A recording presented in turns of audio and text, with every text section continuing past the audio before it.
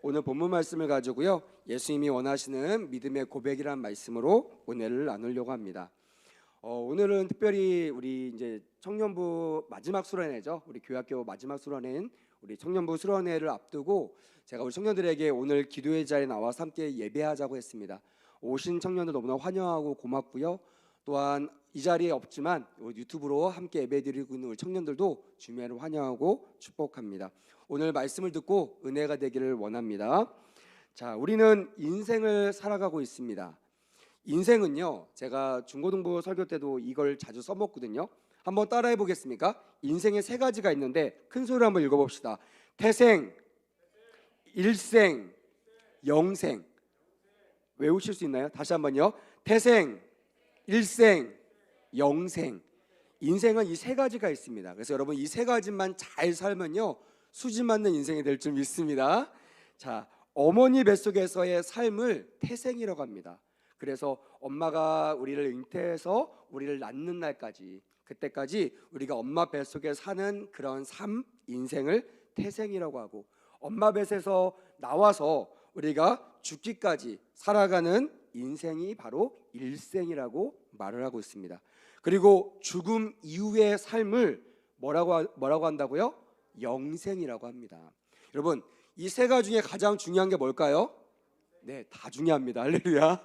네, 다 중요해요. 엄마 뱃속에서 잘 지내야 태어날 수 있어요. 할렐루야. 그래서 여러분, 오늘 집에 가시면요, 또 이렇게 나이가 드신 분들은 부모님한테 꼭 이 문자를 하셨으면 좋겠습니다. 부모님 10달 동안 감사합니다. 이런 감사의 메시지가 꼭 있었으면 좋겠어요. 부모님들의 은혜가 아니면 우리는 태어날 수가 없습니다. 우리는 일생을 경험할 수가 없어요. 또한 우리의 삶 가운데 일생을 살아갈 때는요, 가장 중요한 사람이 있습니다. 그게 누구죠? 우리 사랑하는 가족과 우리 주변에 있는 사람이에요. 그래서 여러분, 우리가 잘나서 일생을 잘 산다고 착각하면요, 너무나 불행한 사람이 됩니다. 그것이 아니죠. 우리 하나님께서 좋은 가족을 만나게 하시고 좋은 사람들을 만나게 하시고 우리 일생이 주 안에서 평온케 되는 것이 복임을 깨닫게 되기를 원합니다. 그리고요, 또한 교회에선 가장 중요하다고 말하고 있는 바로 영생입니다. 이 영생은요, 죽음 이후의 삶입니다. 그래서 우리는 항상 살아있는 태생과 일생의 삶에서 끝나면 사실은 우리가 교회에서 이 시간을 허비할 필요가 없어요. 만약에 영생이 없다 그러면 지금 우리가 하는 이 모든 시간이요, 허비된 인생이고 허비된 시간일 겁니다. 하지만 장담하건대 이 시간은 허비된 시간이 아님을 여러분은 고백하셨으면 좋겠습니다. 아멘. 왜냐하면 우리에게는 뭐가 있기 때문에요? 영생이 있기 때문입니다. 우리 성경에 나와 있습니다. 우리가 태생과 일생 아무리 길어봤자요 60이요 80이라고 했는데, 우리가 영생은요 정말 말 그대로 영원한 삶입니다. 지금까지 우리가 살아온 삶과 비교할 수 없는 수많은 삶이 우리 앞에 놓여 있음을 믿는다면 오늘 이 시간 하나님께 우리의 영생을 의탁하는 예배가 되었으면 좋겠습니다. 간혹 이것을 모르는 우리 학생들과 청년들이 속상할 때마다 이런 얘기를 많이 합니다. 목사님, 인생이 도대체 뭐예요? 이런 얘기를 합니다. 요즘에는 초등학생들도 말한다고 하더라고요. 왜 무슨 문제가 있니? 그랬더니 뭐 인생이 그렇죠 뭐 이러면서 막 어른들이 하는 그런 얘기를 이제 막 초등학생들도 한다는 거예요. 그래서 너무나 이게 참 안타깝다라는 생각을 합니다. 하지만 여러분, 성경을 통하여 깨닫는 은혜가 있었으면 좋겠습니다. 또한 문제가 좀 심각하면요 거기서 끝나지 않아요. 이렇게 말합니다. 목사님, 제 인생이 왜 이래요? 이러면서 막 한탄을 하면서요 속상해가지고 그렇게 물어보는 사람들이 많습니다. 거의 따지듯이 그렇게 물어봅니다. 물론 제가 그의 인생을 이렇게 만든 것도 아닌데 저한테 막 물어보면서 화를 내듯이 말할 때 약간 당황스럽습니다.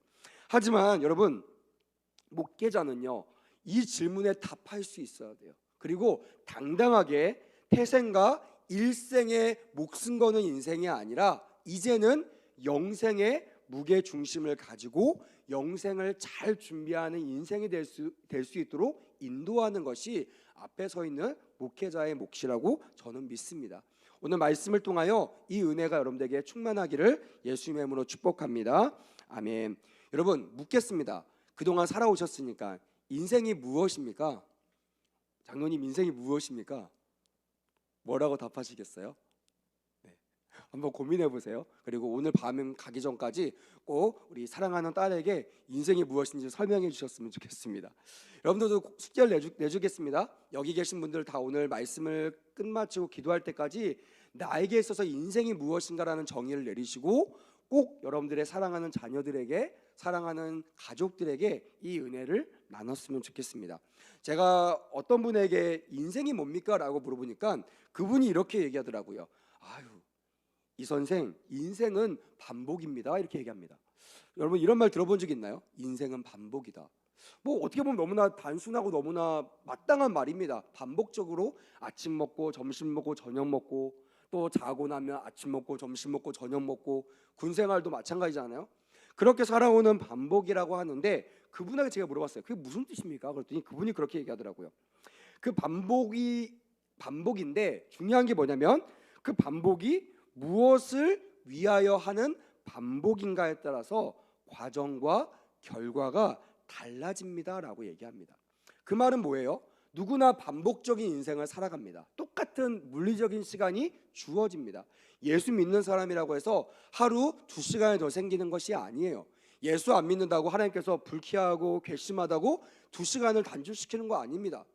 모든 사람은요 24시간이라는 모든 시간을 동일하게 선물로 받아요. 그것이 일반 은총이라고 신학적으로 정의하고 있습니다. 그런데 그런 과정을 우리가 어떤 의미로 잘 살아내느냐에 따라서 과정이 다르고 결과가 달라진다는 그런 철학적인 그런 정의를 듣게 되었습니다. 요즘 제가 사람들이 뭐에 관심이 있나라고 그 뉴스를 보니까요 가장 뜨고 있는 단어가 이런 단어였습니다. 한번 따라해 보시겠습니까? 축구. 네, 축구. 저는 야구를 좋아한다고 지난번에 말씀드렸잖아요. 저는 축구를 별로 좋아하지 않는데 야구에 궁금한데 야구 기사는 별로 없고 축구 기사가 막 뜨는 거예요. 여자 월드컵에서 뭐 독일과 비겼다는 듯 하지만 우리는 탈락했다는 그런 소식을 막 전하기도 하고요. 요즘에 뜨는 뭐 옛날부터 떴지만 손흥민 그리고 요즘 뜨는 두 사람이 있죠. 김민재 그리고 이강인이라는 두 명의 스타가 지금 엄청 떠오르고 있어서요. 사람들 검색어와 사람들 관심이 온통 축구에 쏠려 있다고 그렇게 기사가 전해지고 있더라고요. 예능에서도 보니까요. 뭐 조기축구 뭐 이런 예능 보셨을 겁니다. 그리고 여자 축구 아세요? 여자 축구. 그래서 제가 알고 있는 교회 그 옥상에 풋볼장이 있는데 거기에는요 여자 축구팀들이 그렇게 신청을 해가지고 거길 이용하려고 애를 쓰시더라고요. 그만큼 옛날에는 조기축구회가 별로 아저씨들만 이용하던 그 조기축구회가 지금은 많이 이용하고 있고요. 여자들의 몫이 아닌 것 같은 여자분들이 제일 싫어하는 두 가지 단어가 있다고 하잖아요. 군대와 축구. 그래서 제일 싫어하는 이야기가 뭡니까? 군대에서 축구했던 이야기를 제일 싫어한다고 하잖아요. 근데 지금은 이제 여성분들도 축구하는 이야기들을 합니다. 스스로 축구팀을 만들어서 여성 축구를 한다고 하더라고요. 그렇게 많은 사람들이 축구를 사랑하고 있어서 저도 기사를 챙겨보다가 한 프로를 이렇게 맛보기로 보게 되었어요. 봤더니 옛날 유명했던 뭐 지금은 유명한지 모르겠어요. 옛날 제 기억에 그래도 제 머리에 남아있던 한 옛날 축구 선수 이름이 딱 등장하더라고요. 그 이름이 뭐냐면 라이온킹이라는 별명을 갖고 있는 이동국이라는 선수. 혹시 아십니까? 아시면 끄떡끄떡. 네, 저랑 비슷한 연배가 계시네요. 네, 라이온킹이라는 그런 축구 선수가 뭐 코치로 나오는 프로그램이 있더라고요. 제가 그 친구를 보면서 아직도 정말 생생하게 기억나는 기사가 있었습니다. 그게 뭐냐면요. 뭐 저는 별로 야구밖에 관심이 없는데 이동국에 관심을 가졌던 이유가 뭐냐면 기사가 그랬습니다. 한번 잘 들어보세요. 1998년 프랑스 그 월드컵 때 가장 이슈가 됐던 혜성 같은 인물이 바로 이동국이었다는 겁니다. 그래서 너무나 축구를 잘해가지고요. 라이언킹이라는 별명도 지금까지 이어가고 있는 그런 한국을 대표하는 스트라이커, 공격수로 자리매김했던 그런 선수였어요. 하지만 그가 너무나 잘했음에도 불구하고 월드컵, 올림픽에 나가는 그런 기회를 많이 얻지 못했습니다. 2002년 우리가 유명한 월드컵에 엔트리 최종 탈락이라는 그런 고배를 먹고요. 그리고 그 다음 2006년에는 나갈 수 있었는데 무릎 부상으로 인하여 월드컵에 나가지 못했다는 그 기사를 발견하게 되었습니다.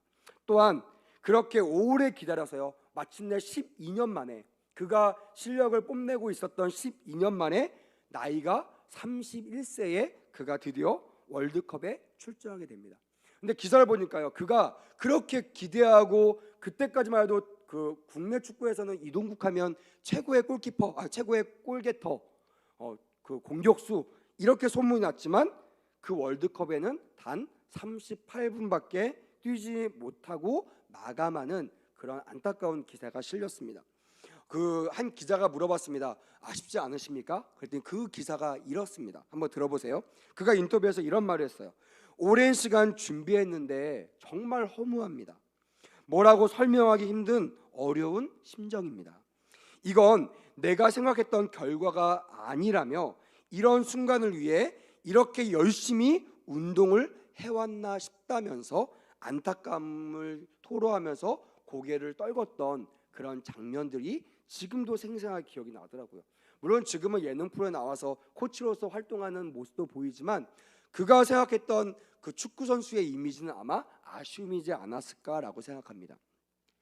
제가 왜 이런 얘기했냐면요, 모든 사람들은요 다 자기만의 리그들이 있어요. 제가 사진 하나 부탁드렸는데 한번 사진 한번 띄워주실래요? 바로 저런, 우리는 모두 각자 인생의 무대를 살아가고 있습니다. 다 무대는 달라요. 어떤 사람은 가정에서, 어떤 사람은 저같이 강대상에서, 어떤 사람은 회사에서, 어떤 사람은 어떤 운동에서, 어떤 그림에서, 예능에서, 예술에서, 수많은 분야에서 나만의 그런 리그, 나만의 월드컵, 나만의 무대에서 다 활동하는 사람들일 것입니다. 다시 말하면 모든 사람들은요 인생의 무대 위에 서 있는 존재라는 것이에요. 그러나 중요한 것이 있습니다. 그것은 뭐냐면 저 무대가 아무리 화려해도요, 저 무대는 영원할까요? 영원하지 않을까요? 영원하지 않다라는 거예요. 지금도 유명한 그 이동국이라는 사람도 12년을 기다렸지만 더 이상 그에게는 화려한 스포트라이트를 받을 수가 없게 되고 끝내는 은퇴하게 된다는 거예요. 무슨 말이에요? 내가 이 무대에서는 최고다라고 자부했던 그 사람도 언젠가는 저 무대를 내려올 때가 있다라는 것이, 관객이 떠나가고요, 화려한 조명이 꺼지고 막이 내리게 되는 그런 모든 삶을 저와 여러분들이 동일하게 경험하게 된다는 것입니다. 그때 어떤 사람들은요 허탈함에 이동국처럼 고개를 떨구는 사람도 있고, 어떤 사람은 내 인생 후회하지 않고 마음껏 한번 해봤습니다. 신나게 놀았습니다. 신나게 해서 이제 후회가 없습니다. 이렇게 얘기하는 사람이 나눠진다는 사실이에요. 여러분 묻겠습니다. 여러분들은 전자입니까? 후자입니까? 아쉬워하면서 고개를 떨구면서 미련을 가지고 살아가는 사람입니까? 아니면 목사님 후회 없습니다, 마음껏 해봤습니까? 해봤습니다 라고 자신 있게 자신의 무대를 내려오는 사람입니까? 여러분 그것은 아까 인생이 반복이라고 말했던 그 사람의 말처럼 내가 그 무대에서 얼마나 열심히 후회 없이 아낌없이 최선을 다했느냐에 따라서 그 결과가 달라진다는 그 말과 일맥상통하는 말일 것입니다. 바로 우리가 그 무대 위에서 어떤 삶을 살았는가, 다시 말하면 우리가 태생이 아니라 일생 가운데 어떤 삶을 살았느냐에 따라서 영생의 삶을 우리가 어떻게 누리게 되는지가 결정이 된다는 것이에요. 그래서 너무나 제가 이 말씀을 준비하면서 감사했던 게 뭐냐면, 혹시 우리 가운데 그런 사람이 있으면 안 되겠지만 그런 사람도 있을 수 있잖아요. 지질이 복이 없어서 아무리 노력해도 일생 동안 빛을 보지 못하는 사람도 있을 것입니다. 또 어떤 사람처럼 어린 나이에 일생을 마감해야 되는 그런 아쉬운 인생도 있을 수 있습니다. 어떤 사람은요 오래 살았는데 별로 의미 없이 살아가는 인생도 있을 수 있습니다. 근데 여러분 그런 사람들이요 다른 사람과 그 일생을 비교하면요 불안하고 안타깝고 실망스러울 겁니다. 근데 감사한 건 뭐냐면요, 우리에게는 어떤 인생이 있다고요? 영생의 인생이 있다라는 거. 그것이 여러분들에게 복음이 되기를 주님의 이름으로 축복합니다. 아멘. 누구나 영생이 있기 때문에 내가 아무리 무의미한 인생을 살고 빛을 못 보는 인생을 살더라도 내가 하나님 앞에서 의미 있는 삶을 살아낸다면 반드시 우리는 의미 있고 기쁜 영생을 맞이하게 될 줄 믿습니다. 오늘 이 본문도요, 시기적으로 보면요, 예수님의 가장 하이라이트 같은 인생을 다루고 있는 그런 장면입니다. 예수님이 이 땅에서 사셨던 인생을 일컬어 공생애라고 얘기합니다.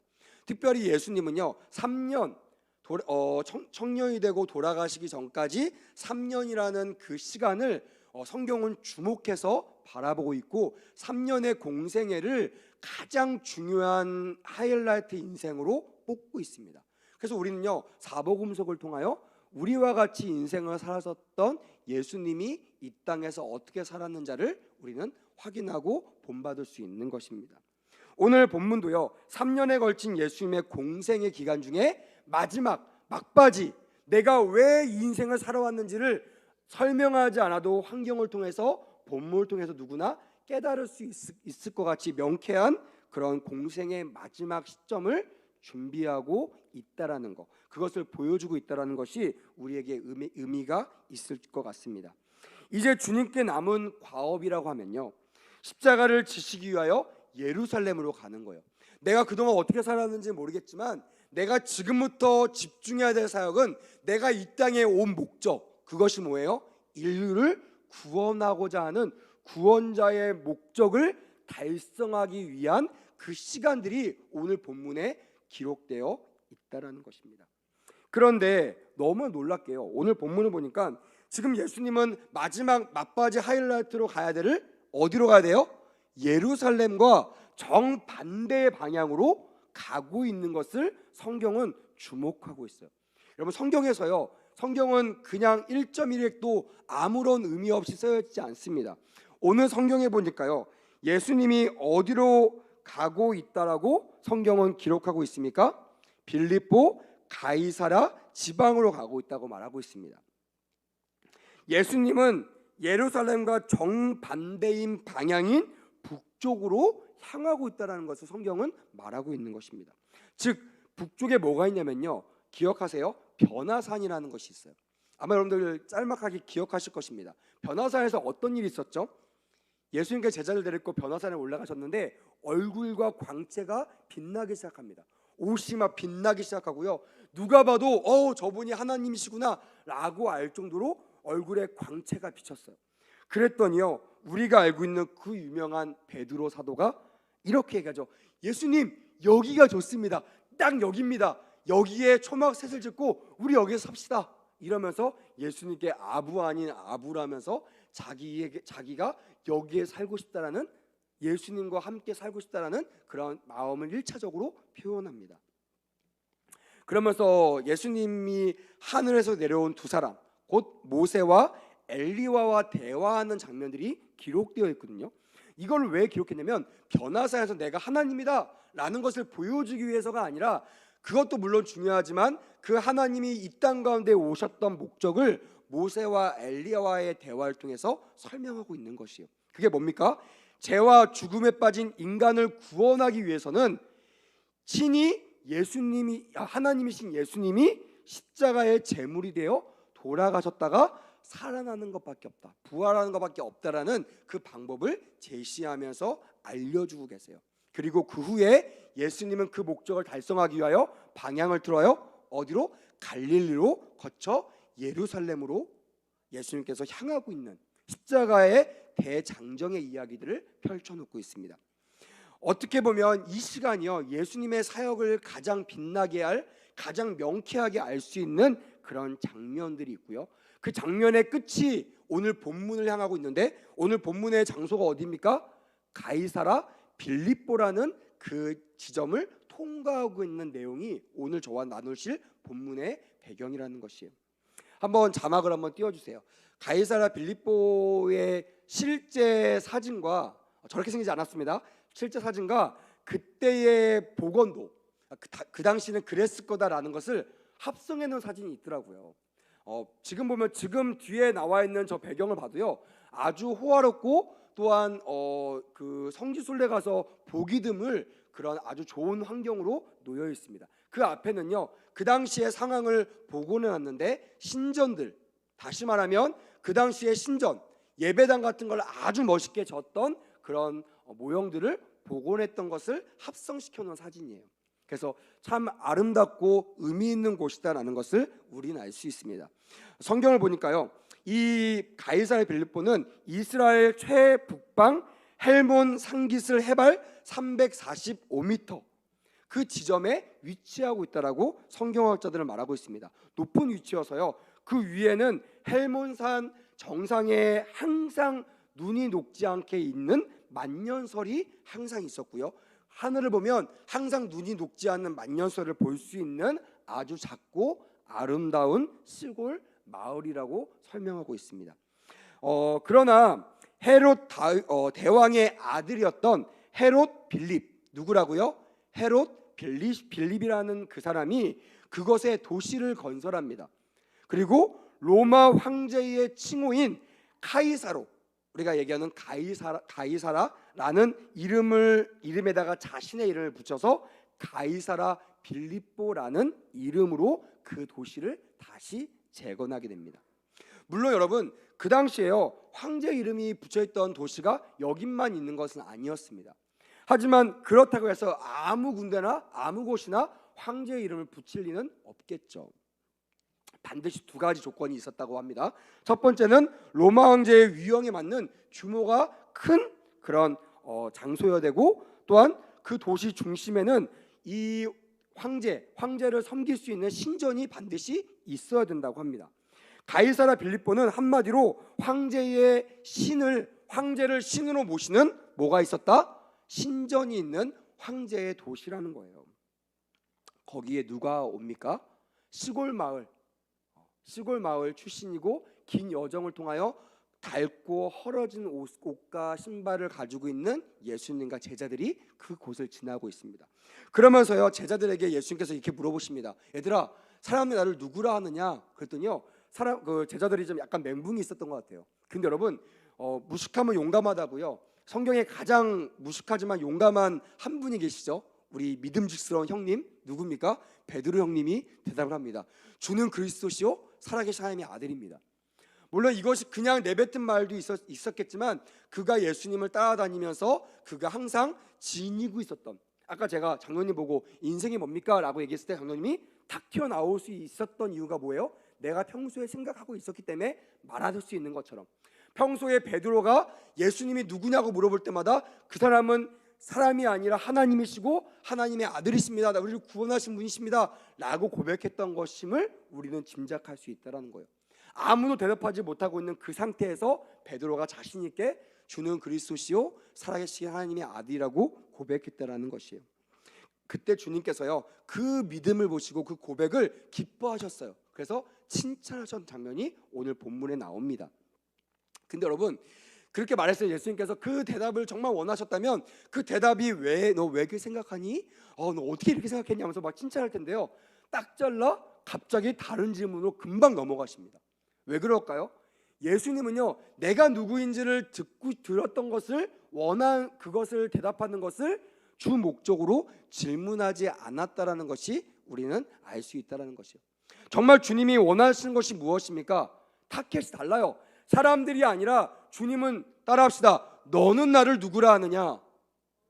다시 한번, 너는 나를 누구라 하느냐? 너가 누구예요? 예수님과 함께 있었던 제자들이었던 거예요. 그랬더니 제자들이 또 멘붕에 빠지고 또 대답을 못합니다. 여러분, 베드로가 우리 마태복음 16장 16절 보면 베드로가 이르시되 주는 그리스도시요 살아계신 하나님의 아들입니다라고 고백했잖아요. 그 고백이 예수의 마음에 딱 맞았던 것이에요. 제가 그 장면들을, 저도 이제 이스라엘 성지순례 갔기 때문에 가기 전에 이 장면들을 많이 묵상했습니다. 제가 가이사라가 보였지만 가이사라는요, 이스라엘의 그 성지 순례지 중에 손꼽히는, 이렇게 갈릴리 호수와 맞물려서 손꼽히는 그런 아주 좋은 그런 유적지고 좋은 관광지입니다. 정말 아름다웠던 걸로 기억을 합니다. 근데 그곳에서 굳이 예수님이 수많은 곳 중에 그곳에 머물러 제자들에게 너는 나를 누구라 하느냐라고 왜 물어보셨을까? 그것은요, 주님은 그냥 물어보지 않으시죠. 이유가 있습니다. 그냥 만약에 광야였다면요, 광야는 어떤 곳입니까? 물도 없고 빵도 없고 예수님이 아니면 살 수 없는 그런 곳이기 때문에 막 만약 광야였다면요, 예수님이 배고파요. 그럼 예수님이 막 돌한테 명령해가지고 빵이 되고요. 갑자기 잠깐만 기다려봐. 내가 막 주문을 외우니까 막 비가 내리고 또한 막 포카리 스웨터가 막 내리고 막 이러면요, 사람들이요, 예수님이 정말 살아계신 하나님의 아들입니다 라고 말했을 거예요. 근데 여러분, 이곳이 어느 곳이라고요? 황제를 숭배하던 가장 풍족하고 아름다운 곳이라는 거예요. 부족함이 없고 오로지 거기에서 말만 하면 황제만 숭배하는 모든 것을 공급받을 수 있는 여유로운 곳에서 그지같이 보이는 그런 행색의 예수님을 향하여 주는 그리스도시요 살아계신 하나님의 아들이라고 고백할 수 있는 것은요, 어마어마한 고백이라는 거예요. 제가 이 고백을 들으면서요, 그런 생각했어요. 만약에 내가 베드로라면, 내가 예수님의 제자라면 뭐라고 대답할 수 있었을까? 그냥 예수님은 나의 좋은 친구세요, 저와 함께 하신, 나랑 3년 동안 함께 하셨던 분이세요. 아마 이런 고백밖에 할 수 없지 않았을까? 예수님, 알았으니까 우리 배고프니까 빨리 내려가가지고 저 황제가 차려준 밥을 좀 먹고 배 좀 채우시죠. 뭐 떨어지는 옷도 좀 갈아입고요, 좀 때깔나게 우리도 좀 변화시켜 주시죠. 이렇게 아마 자기의 본론을 얘기했을 것입니다. 하지만 베드로는, 또한 제자들은 예수님과 함께하면서 이 고백을 믿었고 그 고백을 통하여 예수님께 칭찬을 받게 됩니다. 근데 문제는 뭐냐면요, 마태복음 16장 22절 말씀이 있거든요. 한번 보실까요? 시간이 많이 지나갔지만 한번 보십시오. 베드로가 예수를 붙들고 항변하여 이르되 주여 그리 마옵소서, 이 일이 결코 주께 미치지 아니하니다라고 베드로가 또 두 번째 고백을 합니다. 근데 이때는 상황이 달라요. 처음에는 너는 나를 누구라 하느냐라고 물어봤지만 이제 이 대답을 했던 이유는 그 앞절 21절에 나옵니다. 무슨 말이냐면 예수님께서 이러한 폭탄 발언을 하십니다. 얘들아, 사실은 내가 너희들을 막 임금을 만들고 내가 너희들에게 뭐 돈을 많이 주고 이러려고 온 것이 아니라 나는 죽으러 왔어. 나는 고난받으러 왔어. 여러분, 만약에 이 말을 들은 제자들은요, 어떤 생각을 했을까요? 성경을 보면요, 예수님이 가장 많이 얘기했던 말이 뭔지 아십니까? 얘들아, 너희들 내 제자 맞니? 네, 맞아요. 그럼 너희들은 나를 따라와야 돼. 내가 하던 것을 너희들이 해야 돼라는 말을 자주 했습니다. 근데 여러분 보세요, 예수님이 뭐라고 해요? 나는 뭐 한다고요? 고난받고 뭐 한다고요? 나는 죽어. 그 말은 뭐예요? 너희들도 고난받고 너희들도 죽어야 돼, 이 말인 거예요. 이 말을 제자들과 베드로가 기뻐했을까요? 아니죠. 그러니까 베드로가 그 다음 절에 이랬잖아요. 예수를 붙들고 항변하여 이르되, 옛날 개역 한글은요, 이 항변하다는 말을 가나여 가로되라는 말을 썼어요. 이 가나다라는 동사, 이 헬라어 에피티마오라는 단어는요, 꾸짖다, 비난하다라는 뜻을 가지고 있어요. 감히 제자가요, 스승을 어떻게 해요? 꾸짖고 비난한 거예요. 아유, 무슨 이런 말도 안 되는 소리 합니까? 제가 순화해서 얘기한 겁니다. 막 심한 욕. 베드로가 그런 성격입니다. 그래서 막 그 예수님을 배반하고 나 저 사람 몰라, 세 번째 성경학자들이 얘기했더니 욕을 했다고 하잖아요. 아마 가능했지 않을까 생각합니다. 삐딱하면요, 비난하고 예수님을 꾸짖는 사람이 누구였어요? 그런 성품을 갖던 게 베드로였어요. 그러니까 전에는 예수님이 살아계신 하나님의 아들입니다 라고 고백했던 그 사람이 자기의 뜻과 어긋난 상황이 되니까 본성이 드러나는 거예요. 여러분, 이거 어디서 많이 본 익숙한 모습 아닌가요? 저는요, 저의 모습이 보이더라고요. 주님 막 축복하시면요, 와, 주님은 살아계십니다, 하나님의 아들이에요, 오 베스트, 너무 좋아요, 막 사랑해요 막 이러는데, 주님이 말도 안 되는 것을 요구하면요, 꾸짖고 비난합니다. 아우, 나 주님 잠깐 좀 멀리 할래요. 아우, 손절. 나 주님하고 좀 약간 나 삐졌어요. 나 뭐 건들지 마세요. 막 이러면서 옛날 젊을 때는 나 목사 안 할 겁니다. 막 이런 제가 한 적도 있었어요. 뭐 여러분들은 안 그러신가요? 안 그런 척하고 계시는데, 뭐 잘 안 되면요, 막 나 교회 안 갈 거예요. 막 시험 들고 막 교회 옮길 거예요. 막 이러고 막 때려칠 거예요. 막 이러고 봉사 안 해. 막 이러 하잖아요. 이런 거예요. 똑같아요. 막 우리가 기도할 때마다 막 풀리고 열리고, 막 만약에 여러분 교회 나올 때마다 재산이 1억씩 늘어난다면 교회 안 나올 사람이 있을까요? 교회 나오면 시험 들 사람이 있을까요? 없죠. 우리가 초등학생도 있는데요, 교회 나갔다 오면 수학 성적이 60점에서 10점씩 오른다고 생각해 보세요. 교회 안 나올까요? 나오죠.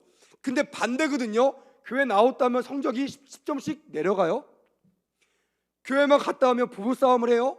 교회만 갔다 오면 사업이 망해요. 어떻게 하겠어요? 교회 나오시겠습니까? 그런 사람은 대단하신 분이에요. 그러지 않으신 분들은 베드로의 후손입니다. 똑같아요. 삐지고요. 나 당신하고 손절할 겁니다. 꾸짖고요. 그때 주님께서 그 다음 2, 3절에 이렇게 말씀해요. 따라합시다. 사탄아 물러가라. 여러분들한테 하시는 말 아닙니다. 옆에 사람을 바라보면서 하세요. 사탄아 물러가라. 또 옆에 사람하니까 잘하시는 거 보세요. 또 이렇게 달라져요. 베드로가요. 옛날에 막 너는 막 나의 수제자고 너의 고백은 너무나 귀한 고백이다 이렇게 했던 그 베드로에게 뭐라고 말씀하십니까? 사탄이라고 말해요. 사탄이 뭐 하는 사람이에요? 나를 넘어지게 하는 자고 나의 일을 막는 자가 사탄입니다. 여러분, 베드로도 사탄이 될 수 있다는 것이 우리에게 경각심이 되기를 주님의 이름으로 축복합니다. 목사도 사탄이 될 수 있어요. 장로님도 사탄이 될 수 있고요. 여러분도 사탄이 될 수 있어요. 우리가 사탄이 되지 않은 방법은 뭡니까? 하나님 앞에서 맨날 죽는 거예요. 그리고 매일마다 나의 뜻이 아니라 하나님의 뜻을 따라 아멘하는 우리가 되기를 주님의 이름으로 축복합니다. 아멘. 결론을 맺도록 하겠습니다. 시간이 좀 지나서 결론을 맺을 텐데요. 사랑하는 여러분, 우리의 고백이 예수님이 원하시는 믿음의 고백이 되기를 주님의 이름으로 축복합니다. 아멘. 물론 우리가 순간순간마다 베드로처럼 주님 이거 안 돼요, 이거 너무해요 라고 할지 모르겠지만 마지막에는 결론은요, 베드로의 첫 고백처럼 주님을 믿습니다, 주님을 의지합니다, 나는 그리 아니하실지라도 주님을 신뢰합니다 라는 고백으로 마침표를 찍으시기를 주님의 이름으로 축복합니다. 아멘. 그러려면요, 우리는 끝까지 주님을 의지하며 나가야 한다는 것이에요. 저는 오늘 말씀을 준비하면서요, 이번 청년 수련회가 기대가 됐어요. 그리고 기다려졌습니다. 우리 청년들이 일주일 동안 세상에 살잖아요. 저도 일주일 동안 세상에서 일하다 보니까 그걸 알아요. 정신없이 지나다 보면요, 토요일이 지나고요, 그냥 아무 준비 없이 피곤한 마음으로 주일날 와서 꾸벅꾸벅 좁니다. 그래도 여러분, 교회에 나오시기를 주님의 이름으로 축복합니다. 아멘. 왜냐면요, 1시간을 듣더라도 10분을 듣더라도요, 그 듣는 말씀을 통하여 우리가 믿음의 고백을 하게 된다는 것이에요. 하물며 10분도 이런데요, 2박 3일 동안 하나의 말씀을 듣는다고 생각해 보세요. 세상적인 그런 가치관에 빠져있던 우리들의 가치관이 변화가 될 줄 믿습니다. 아멘. 저는 기대합니다. 청년들의 눈빛이 달라지고요, 저들의 목적이 달라지고요, 저들이 마주대야 하는 현실이 똑같아도 저들이 변화되니까 살아가는 과정이 반드시 변화가 될 줄 믿습니다. 아멘. 그래서 여러분들이 오늘 기도를 많이 해주셔야 돼요. 우리 청년들이 어떤 환난 속에서도 어떤 상황 속에도 이 수련회를 지키고 나올 수 있도록, 그리고 하나님 안에서 변화되어 세상적이고 사탄적인 논리들이 다 무너지고 말씀과 성령 충만한 삶으로 하나님이, 예수님이 기뻐하시는 그런 고백을 할 수 있는 믿음으로 변화될 수 있도록 그렇게 기도해 주시는 우리 모두가 되기를 주님의 이름으로 부탁드립니다. 마지막으로 오늘 기도할 때 우리 모두에게도 정말 기도가 달라져서 주님 주세요 주세요 한탄하는 기도가 아니라 이제 예수님이 기뻐하시는 고백이 터져 나오는 오늘 밤이 되기를 주님의 이름으로 축복합니다.